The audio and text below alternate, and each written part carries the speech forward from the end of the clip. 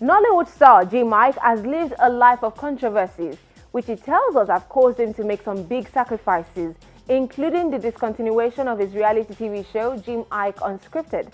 On Spotlight, the one many call Nollywood's bad boy talks about the selfish nature of entertainment as he addresses two of his biggest controversies yet. Take a listen.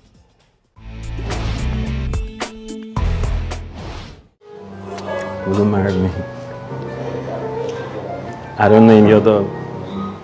After giving well over a decade of his life to the entertainment industry, one of Nollywood's highest paid actors, Jim Iyke, says he's easing out of the film world to make more time for his other business ventures. Flights to Abuja and Stalker are two of the few movies he's acted in the last couple of years. I'm not married. The famed actor has spent more of his time in other African countries, including Kenya and Ghana. The purpose for this is often shrouded in mystery, which Iyke says is a welcome status after years of being in the spotlight. Madam, are you okay?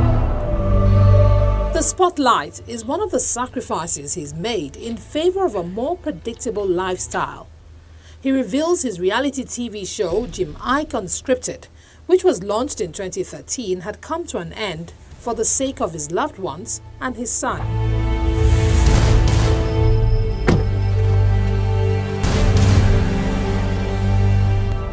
Jim Iyke Unscripted gave viewers unrestricted access to Iyke's routine, his luxurious trips abroad, and lavish lifestyle, which he says put a lot of pressure on him. I thought I could balance it where I could live a sort of private, secret, and public life, segment them adequately so that people will understand what line and level they should allow me to have my space and also get involved on there when I offer some sort of insight. But it wasn't so. To bring cameras into your life automatically throws your door open for all kinds of people to have opinions. And it's what I signed up for at that time. I didn't want to whine about it, but at some point I had to put a stop. I understand that there are other people involved in my life now, and this is completely beyond me, and it wasn't just enough to make it about me anymore. Lessons learned. Iyke is now moving on to another showbiz venture, The Adventurer, a series which he hopes will become a tool for social, economic, and political education.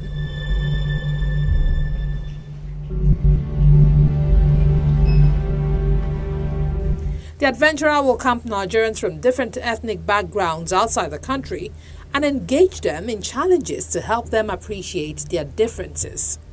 We'll keep them in the same house and then force a conversation of sorts, force a narrative that is different from that they're used to. And then while we're doing this, we'll put them through different areas of challenges, both physically and mentally, psychologically. And at the end of the day, we know that would have sort of revamped their way of thinking, revamped their psyche, to begin to understand why the other man is the way he is. And hopefully in that state, we'll understand that our differences is actually what makes us alike in so many respects. And then you go back to your community and your family, and by extension, the country, and begin to change the ideals and the narrative of how things are. It's obvious that Iyke would rather live a life devoid of controversies which have plagued his career. His reputation suffered a setback when a video showing him being delivered of a demonic influence in the popular synagogue church surfaced online. He reveals that a desperate search for a miracle for his then ailing mother led him to the church. He insists he was not paid to make the appearance and that he was taken advantage of. At that point, truthfully, if they told me that there will be a cure in hell, I'll go. You're talking about your mother, you know? So I went. I remember I went there with my security, my sister, my PA, and when we got there was constant insistence. We're upstairs in one room. There was constant insistence that I come to church that day. And I said, well, that wasn't the arrangement. The understanding is that come do what you're, because we kept my mom, we brought her by ambulance, we kept her in the hospital nearby. I said, the understanding is that you lay your hands on her and she'll, get better. But they said, no, you must come to church. Consequently, the argument won. My sisters forced me and I went to church downstairs. I was there, and when the whole thing about touching people and they would say stuff was happening, I found it a little laughable, seriously. I'm saying this on national TV, that people can confirm or not. And I remember my sister pinching me and telling me to stop. I said, come on, man, this charity, this is what we came here for. This no, let's move mommy out of here and keep looking for medical help. Then we're about to go to South Africa to this gentleman that was recommended to us, a specialist as well. The next thing, the gentleman in question passed, and I looked at him. I still had the same look of amusement on my face, and he touched me. Now, I can't explain what happened within that space of time. Within that 5 minutes where whatever it is happened. I'm not here to start preferring explanation to spiritual things that is way beyond me. I'm a man that understands how a lot of things work. That I cannot explain. And nobody can suggest anything otherwise. Because personally, I know what happened, to me. But within that time, lacks explanation. They said I said stuff, I did stuff. I found that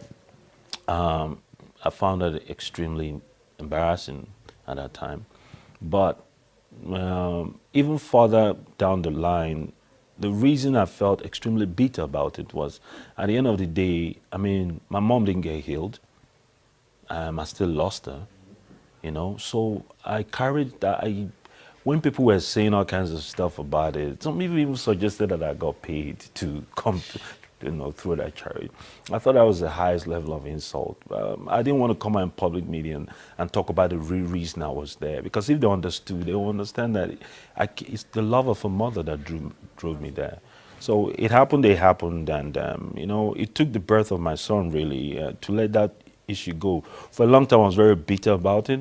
I carried that yoke in my heart, and I just felt, I'm so mad at this man and everything that happened that time. But the truth of the matter is that I was holding myself captive, not him. He had that kind of power over me. Every time I saw him, I would request that it gets switched off. But at the end of the day, when I had my son, one night I got up, looked at my son, and felt the enormity of the kind of love only a father can feel for us. And I said, listen, for the reason, the occasion of my son's birth, I have to let this go. So I did what a man would do, cried about it, held my son, and swore that I would let it go. And by all intents and purposes, I think I have. His altercation with popular media personality Olisa Adibwa also made news. Iyke admits the situation could have been different if handled maturely. Some men don't get over things easily. Apparently, I do. It happened in my life when I was, I was a little capricious and I didn't know any better. I could have managed. Now I'll walk away. Then I won't. That's what we're evolving beings. So him, I don't know his take on it, but I reached out recently via an assistant to say, hey, can we meet, shake hands as men and get this over with? He didn't want to. So I said, hey, man. There's much to be learned from there, but it's happened. Anybody that's looking at me in hindsight is where he is in the past. I've moved on. Anything that comes to my mind. Do you understand? Yes, sir. Salami. Yes, sir. Come here. Yes, we know you are sorry, but take this man to the interrogation room. All right, sir. Iyke's full revelation about the Deliverance saga can be found on our website, channelstv.com. Entertainment News will be right back after this quick break.